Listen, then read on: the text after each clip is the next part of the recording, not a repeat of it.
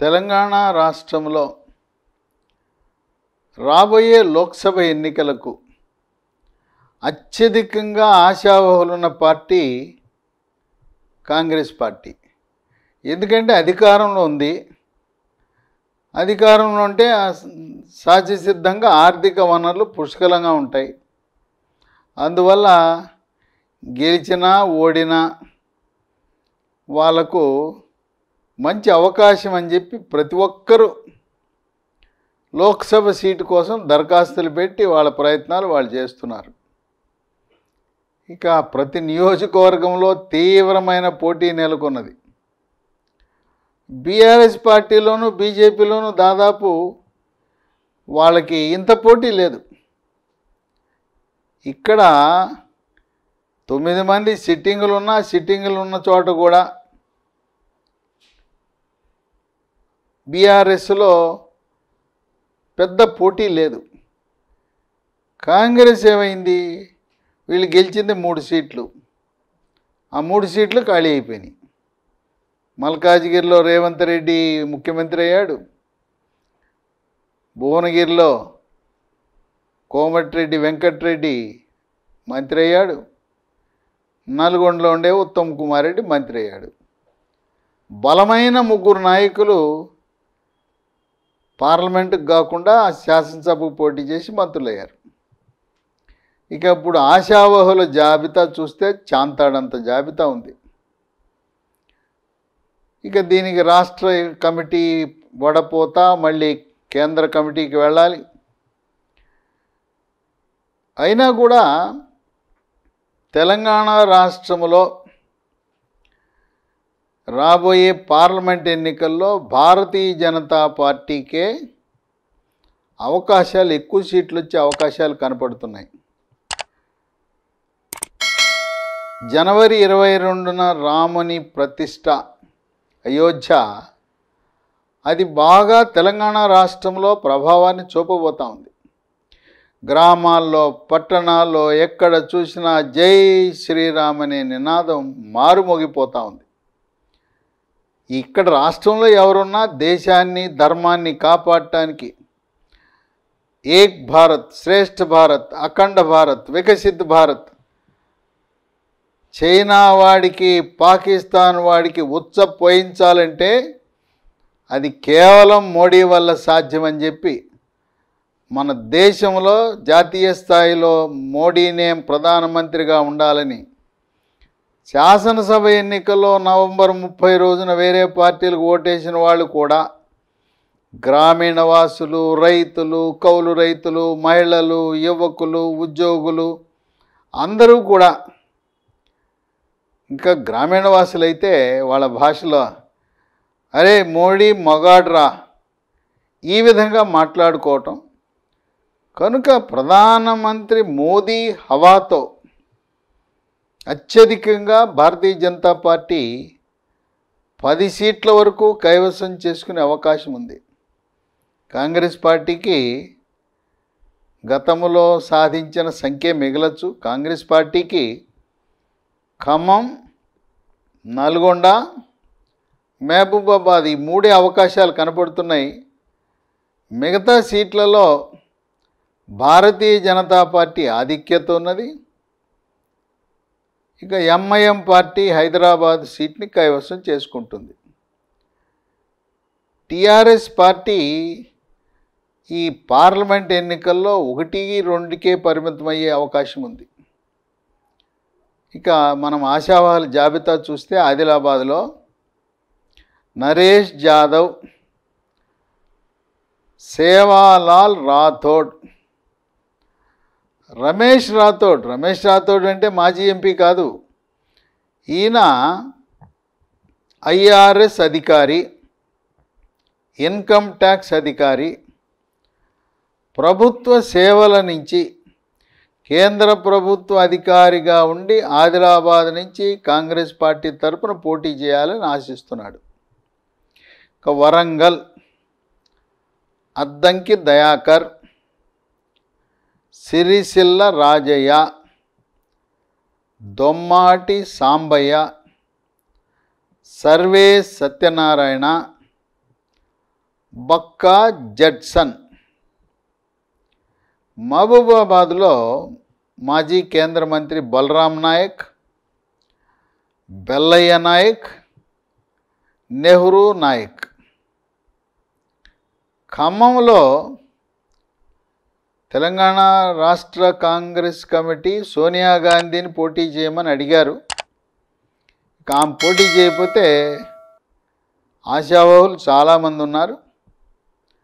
రేణుకా చౌదరి, పొంగులేటి శ్రీనివాసరెడ్డి సోదరుడు పొంగులేటి ప్రసాద్ రెడ్డి, మల్లు భట్టి విక్రమార్క ఆయన సతీమణి మల్లు నందిని, అట్లాగే తుమ్మల నాగేశ్వరరావు కుమారుడు యుగంధర్, పోట్ల నాగేశ్వరరావు, తర్వాత కోమటిరెడ్డి సోదరుల ప్రోత్సాహంతో వివిసి రాజేంద్ర ప్రసాద్, మరి మాజీ మంత్రి మాజీ రాజ్యసభ సభ్యుడు వి హనుమంతరావు కూడా ఉత్సాహం చూపుతున్నాడు. ఖమ్మం వెళ్ళి పోటీ చేయడానికి నేను రెడీ సై అంటున్నాడు. ఇక్కడ కమ్మ సామాజిక వర్గానికి చెందిన వాళ్ళే ఏ పార్టీలో అయినా విజయం సాధిస్తారు. ఏ పార్టీ అయినా అక్కడ కమ్మ సామాజిక వర్గం వాళ్ళే గెలిచే అవకాశాలు ఉంటాయి. హైదరాబాదులో నాంపల్లి నియోజకవర్గంలో అపజయం పాలైన ఫిరోజ్ ఖాన్, క్రికెటర్ అజారుద్దీన్. ఇక కరీంనగర్లో ప్రవీణ్ రెడ్డి మాజీ ఎమ్మెల్యే, ఎన్ఎస్యుఐ అధ్యక్షుడు బల్మూరి వెంకట్, మాజీ మంత్రి ప్రస్తుత శాసనమండలి సభ్యుడు జీవన్ రెడ్డి, నేరెళ్ల శారద, తర్వాత కేసీఆర్ అన్న కుమార్తె రమ్యారావు, ఎం సత్యనారాయణరావు ఎంఎస్ఆర్ మనమడు రోహిత్ రావు. పెద్దపల్లిలో గడ్డం వంశీకృష్ణ, ఈయన చెన్నూరు శాసనసభ్యుడిగా గెలిచిన వివేక్, డాక్టర్ గడ్డం వివేక్. అంటే వంశీకృష్ణ జి వెంకటస్వామి కాకా యొక్క మనమడు. తర్వాత జహీరాబాదులో ఓటమి చెందిన ఆఖరి నిమిషంలో బీజేపీ నుంచి వెళ్ళి కాంగ్రెస్లో చేరిన ఏ చంద్రశేఖర్ మాజీ మంత్రి. అక్కడ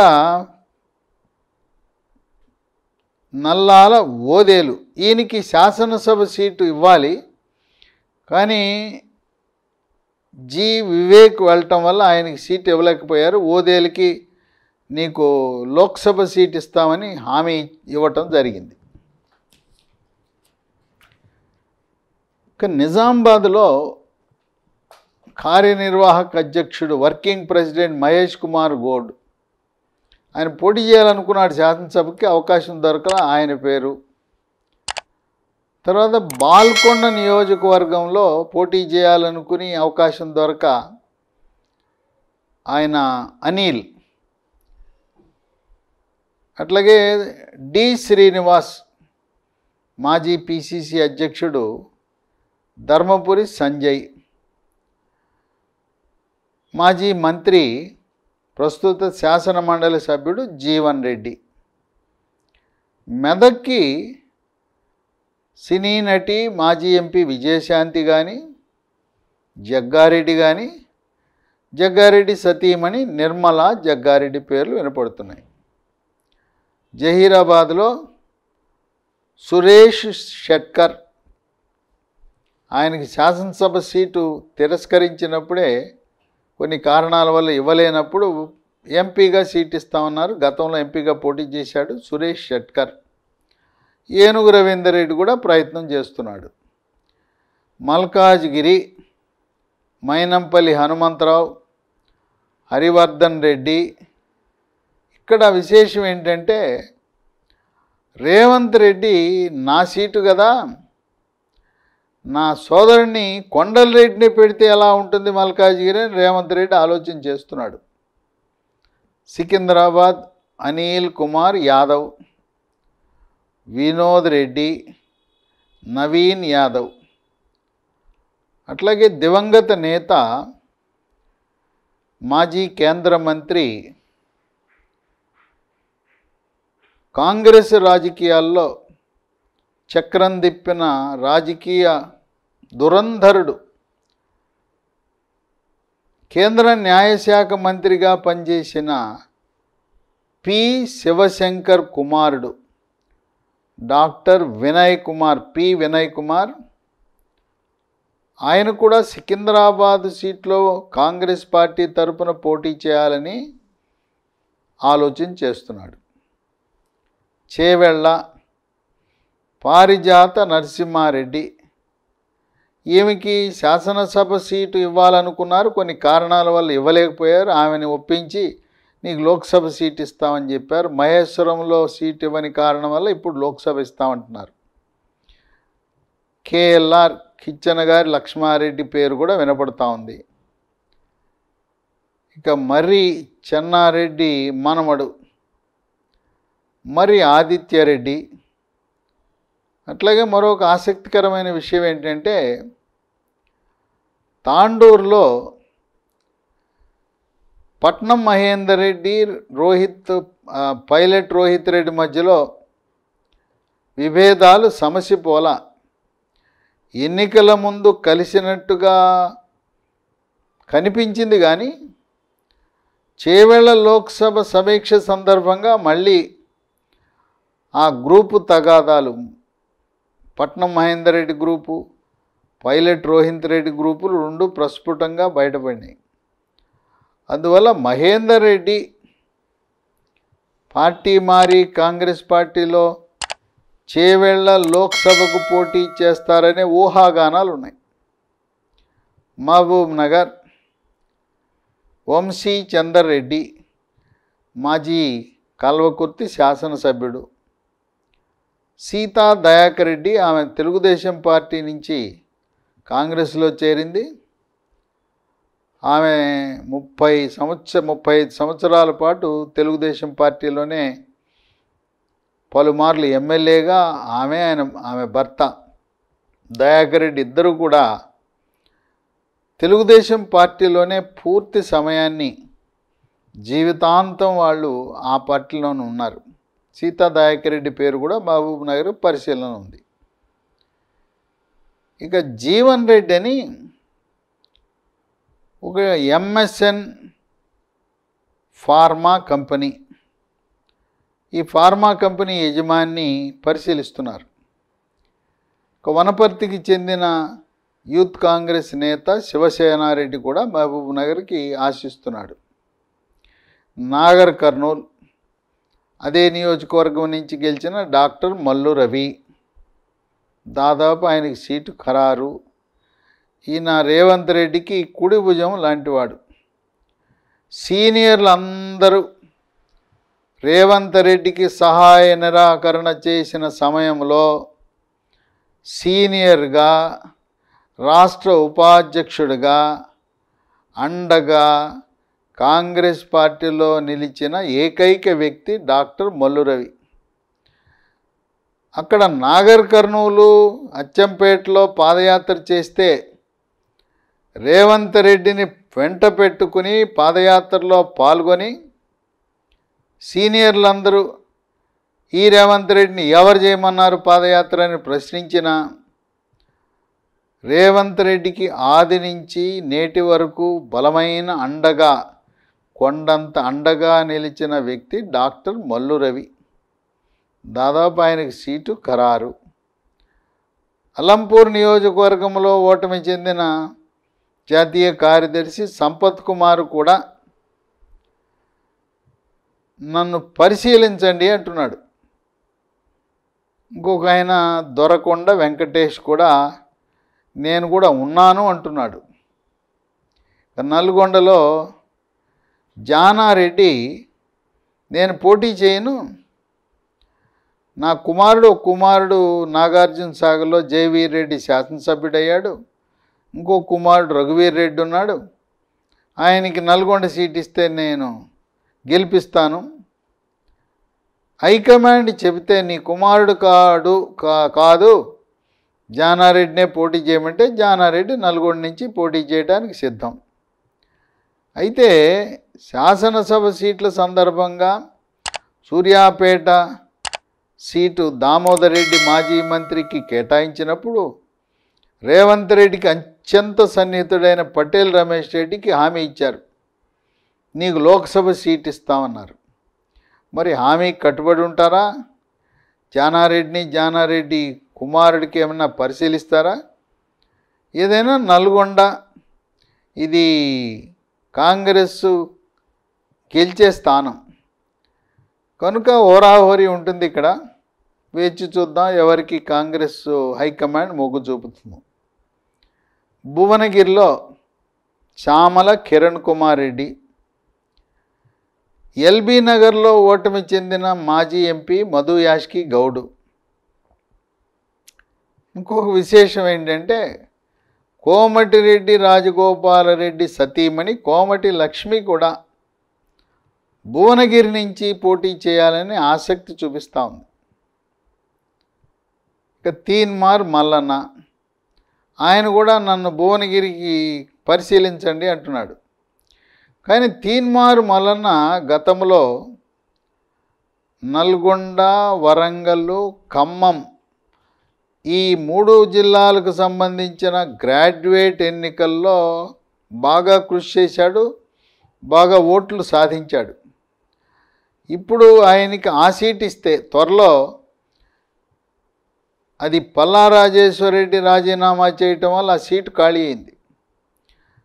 కనుక తీన్మార్ మల్లన్న కాంగ్రెస్ పార్టీ ముద్ర వేసి కాంగ్రెస్ అభ్యర్థిగా గ్రాడ్యుయేట్ ఎన్నికల్లో నల్గొండ, ఖమ్మం, వరంగల్ ఆ సీటు కేటాయిస్తే భువనగిరిలో తీన్మార్ మల్లన్నకు లోక్సభ సీటు పరిశీలనలో ఉండడు.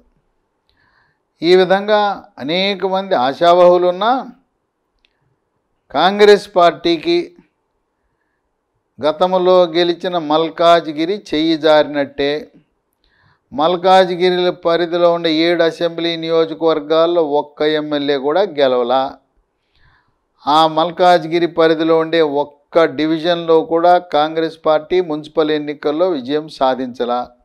కనుక మల్కాజ్గిరి చెయ్యి జారినట్టే. అలాగే భువనగిరి 2019 ఎన్నికల్లో బూరా నర్సయ్య గౌడ్, కోమటిరెడ్డి వెంకటరెడ్డి గెలిచింది కేవలం 10,000 మెజార్టీతోనే. అది కూడా అక్కడ రోడ్ రోలరు, రోటీ మేకరు ఇలాంటి గుర్తుల వల్ల ప్రజలు కొంత గందరగోళానికి గురై ఓట్లు తారుమారవటం వల్ల కోమటిరెడ్డి వెంకటరెడ్డి గెలిచాడు. అక్కడ బూర నరసయ్య గౌడ్ చాలా బలమైన అభ్యర్థి. ఆయన బీజేపీ తరఫున నిలబడుతున్నాడు. బీసీ సామాజిక వర్గం ఎక్కువ, గౌడ్ సామాజిక వర్గం. అందువల్ల భువనగిరి కూడా కాంగ్రెస్ పార్టీ నుంచి చేజారే అవకాశం ఉంది. ఇక చివరికి ఒక 3 సీట్లు మాత్రం కాంగ్రెస్ పార్టీ కైవసం చేసుకునే అవకాశం ఉంది. ఖమ్మం, నల్గొండ, మహబూబాబాద్ ఈ 3 నియోజకవర్గాల్లో కాంగ్రెస్ పార్టీకి అవకాశం ఉంది. ఇక అంతకంటే భారతీయ జనతా పార్టీ హవాని, మోదీ హవాని వ్యతిరేకించే బలమైన అభ్యర్థులు కానీ ప్రజల నాడి కూడా సర్లే రాష్ట్రంలో కేసీఆర్ని ఓడించాలి, గద్దె దింపాలని కాంగ్రెస్ పార్టీకి ఓటేశాం చాలు అంతవరకు. కేంద్రంలో జాతీయ స్థాయిలో బీజేపీ మోడీ కావాలని అన్ని వర్గాలు, అన్ని కులాలు, అన్ని ప్రాంతాల వారు నవంబర్ 30న కాంగ్రెస్ పార్టీకి ఓటేసిన వాళ్ళు కూడా, కారు పార్టీకి ఓటేసిన వాళ్ళు కూడా పువ్వు గుర్తుకి, కమలం గుర్తుకు ఓటేయాలి. మోడీ ఈ దేశానికి సరైన ప్రధానమంత్రి, దమ్ముగల ప్రధానమంత్రి. చైనాను, పాకిస్తాన్ని ఉచ్చబోయించాలంటే మోదీనే మగాడని చెప్పి గ్రామీణ ప్రాంతాల్లో చర్చించుకుంటున్నారు. అందువల్ల ఈ జనవరి 22న జరుగుతున్న రామ్లాలా శ్రీరాముని యొక్క ప్రతిష్ట కూడా బీజేపీ పార్టీకి కలిసి వచ్చే అంశం. దానికి రాముని ప్రతిష్టకు కాంగ్రెస్ అధినేత్రి సోనియా గాంధీకి, జాతీయ అధ్యక్షుడు మల్లికార్జున్ ఖర్గేకి, ప్రతిపక్ష నాయకుడు లోక్సభలో ప్రతిపక్ష నాయకుడు అధీర్ రంజన్ వాళ్ళకి ఆహ్వానం ఇస్తే మేము రావు అన్నారు.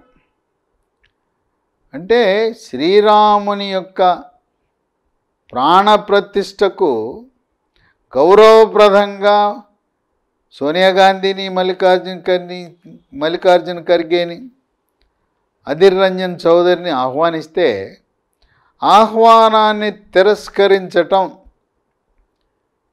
దేశ జనాభాలో 85% ఉన్న హిందువులు తెలంగాణ రాష్ట్రంలో కూడా రాముడు అందరివాడు, కొందరివాడు కాదు. మరి సెక్యులర్ అని డబ్బా కొట్టుకుంటున్న కాంగ్రెస్ పార్టీ మీరు కేవలం 15% ఉన్న మరి మైనారిటీల ఓట్లతోనే మీరు రాజ్యాధికారం సాధిస్తారా? అందువల్ల సోనియా గాంధీ కాంగ్రెస్ పెద్దలు శ్రీరాముని ప్రాణప్రతిష్టకు హాజరు కాకపోవటం వల్ల తెలంగాణ రాష్ట్రంలో దేశవ్యాప్తంగా కూడా కాంగ్రెస్ పార్టీకి లోక్సభ ఎన్నికల్లో వ్యతిరేక పవనాలు వీసే అవకాశం ఉందని విశ్లేషకులు భావిస్తున్నారు.